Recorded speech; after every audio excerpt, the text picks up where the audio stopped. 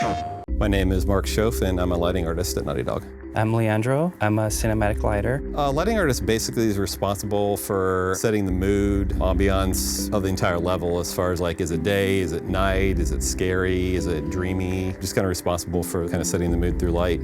It's important to get it right because in general, just, most people know what looks right, and it's our job to make sure it does. Uncharted and Last of Us, they're both like heavily story-driven games, and it's very important to have those cinematics looking really impressive so that people are actually interested in watching them. If you're trying to get into lighting, I would recommend watching a lot of film, playing a lot of games, and seeing how they relate, because it's very, important that we try to mimic as much as we can, like cinematic lighting from film.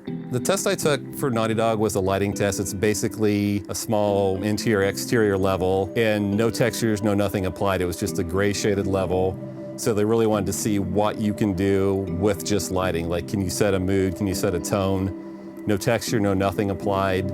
Just straight up, colorful lighting. Can you make it look nice?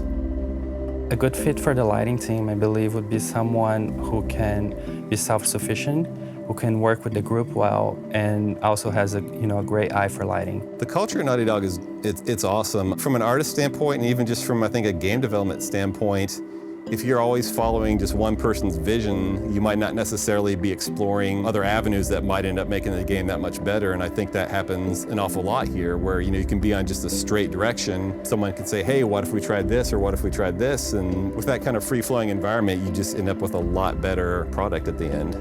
It's a lot of iteration and making sure that things are looking great, and if not, going back and changing it and redoing it. Working on a game at Naughty Dog, man, it's hard. Yeah, I have a lot of friends and family and stuff. They're like, oh man, you get to go to work and play games all day. And it's like, well, it's not quite, I mean, it's fun, it's cool, don't get me wrong, but it's a lot of work. So working for a studio that has that kind of pedigree is at the same time really awesome, because you get to work on projects that everybody dreams about working on, and at the same time there's a lot of pressure in terms of just making sure that your game is as good as the last one and better.